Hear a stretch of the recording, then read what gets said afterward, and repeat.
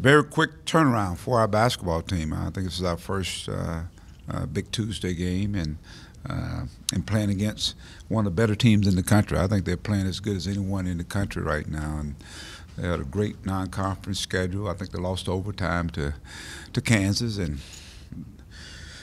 of course returning with Grant Williams, the Player of the Year in our league last year, as well as a guy that's playing really well, Schofield. And if you recall, those guys starting out as young freshmen, and took some bumps along the way, and now they're one of the more experienced combo. But they have more than just Williams. The Bowen kid, the Bowen and Bone kid, guys that have played meaningful minutes. So it's an experienced team, and we get the challenge of going and playing them at their place.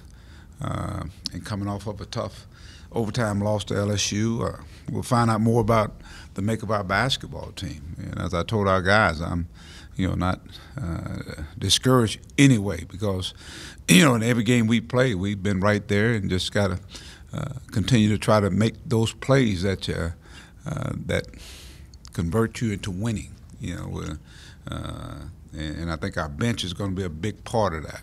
Our bench has to come in and play at a high level in the first half and even in the second half, and enable the guys to finish off the game, to finish it off strong. I think there's some guys out there playing tired and trying to play through it.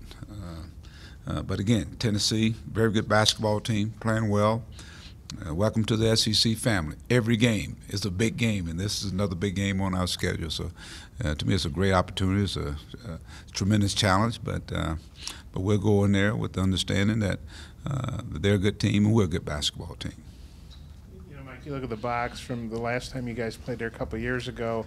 You don't have anybody left who played in that game. They got a bunch of guys who were freshmen or sophomores, and now they're juniors and seniors. Just how tough is that to have such a young team having to play at their place when they're so experienced? Well, this is new for our guys, having an opportunity to go and play against one of the better teams at their place.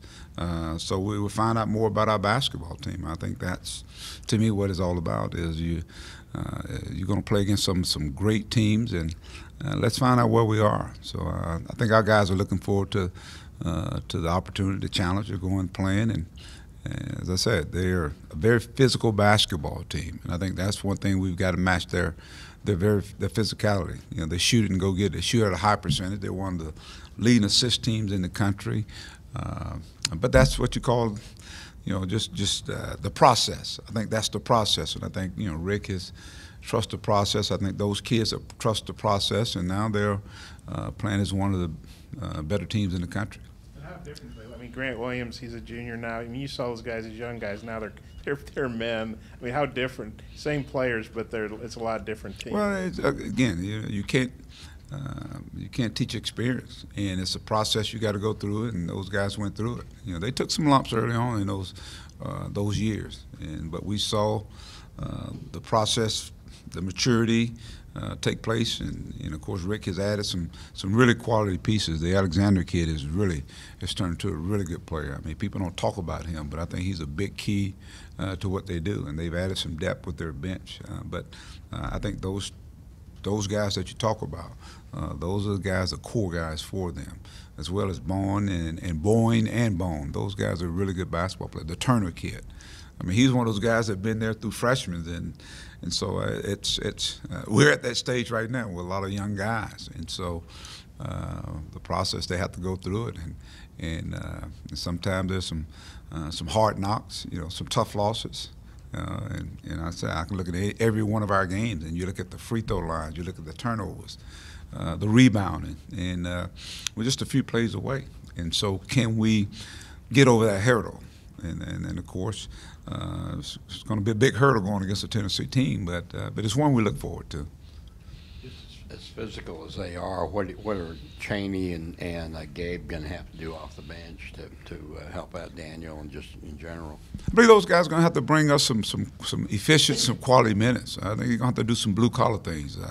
That's what this game is going to be about: blue collar, defending, loose balls, keeping them off the boards, putting bodies on them. Maybe getting them in foul trouble. We've been pretty good about really attacking and get to the basket, and so it's going to be important that we be strong with the basketball, and the biggest thing is on the road you got to have some poise. But no question about it, our guards have got to rebound. And not only Reggie and Gabe, Daniel, Adriel. I think all our guys got to. It's like all hands on deck when you go against a team that's playing as well as Tennessee is right now. Also with Isaiah, just what's he going to have to do? Because I gather teams are chasing him all over the 3-point line. What's he going to have to do to get on track? I think he's got to. We got to do a better job of getting screens for him, getting him open. We saw him actually cutting and curling to the basket, and just got to be able to make plays when he does that. A couple of times he went in there, and I think as he curled, he lost the ball.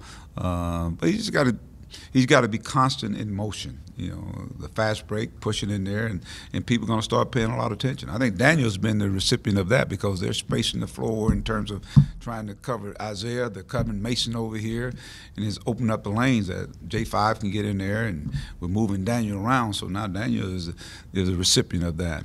But I think he just got to continue to work, and I think we got to watch him from the minutes he's playing. I think sometimes young guys kind of hit a little wall in terms of being tired.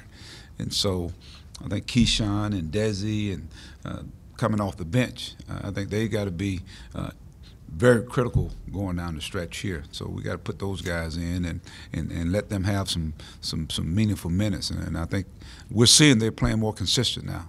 And that's the key with young guys. Can they be consistent? Can Reggie give us that night in and night out? Well, he is a threat out there. I think Desi is playing pretty good basketball for us right now. Can we get Keyshawn more minutes out there on the floor? And I think what that'll help is help those guys starting out in the game get some rest. And Mike, what have you thought of Mason's first 3 games? He had some big shots at A&M, and he's been pretty consistently aggressive, I guess, the last 2 home games. I think Mason's starting to figure it out. They've been guarding him really hard. They scouted these guys, and they were guarding really hard. And I think with most good players, they figure out, how to maximize what teams are doing to him. And if you notice, he's getting to the free throw line. The last 2 games, I think he's gotten to the free throw line almost 20 times.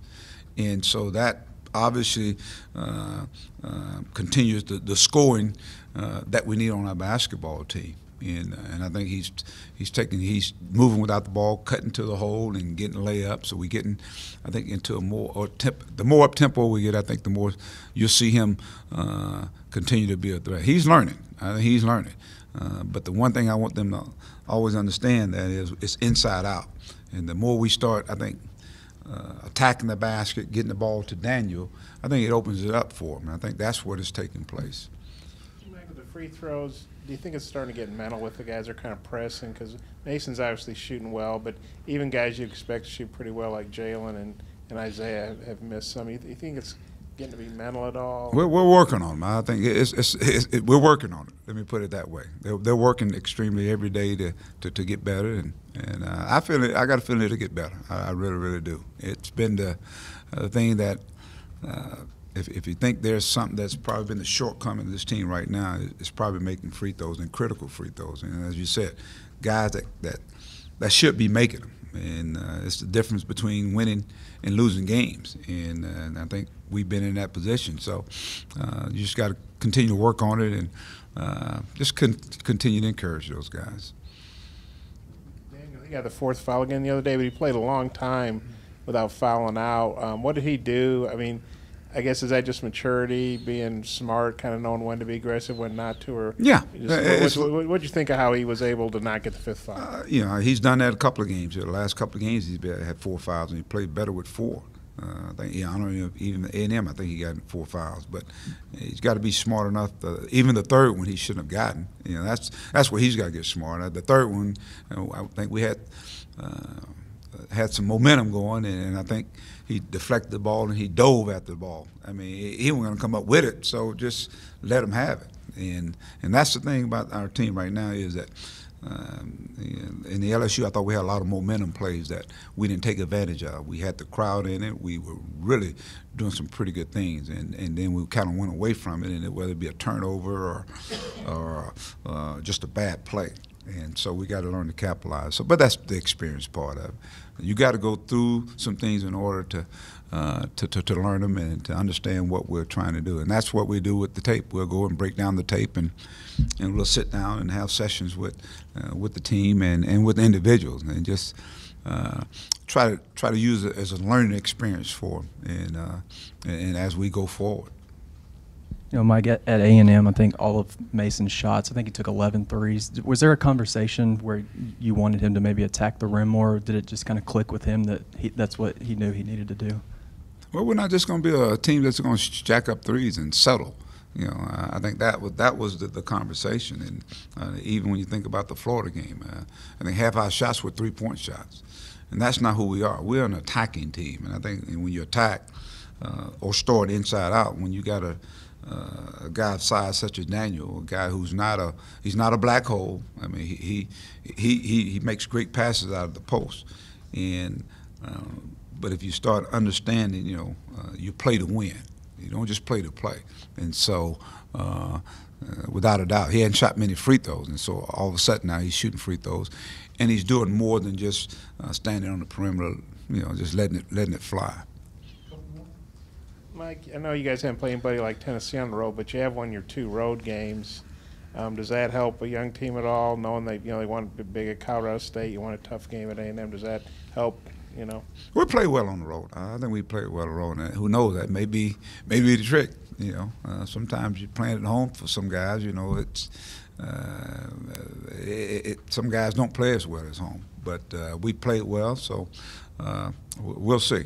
As you said, as the game continues to play, the games get tougher and tougher. So we'll find out a little bit more about our basketball team. The questions that we posed at the beginning of the year, we're finding out some of the answers to it. And I still don't think we hadn't played some of our best basketball. I really don't. I think there were some periods of it. Playing LSU, I thought we played better, but I think there's still another level we can get to, and once we get those guys clicking on those cylinders, this will continue to be a fun team to watch and for you guys to cover.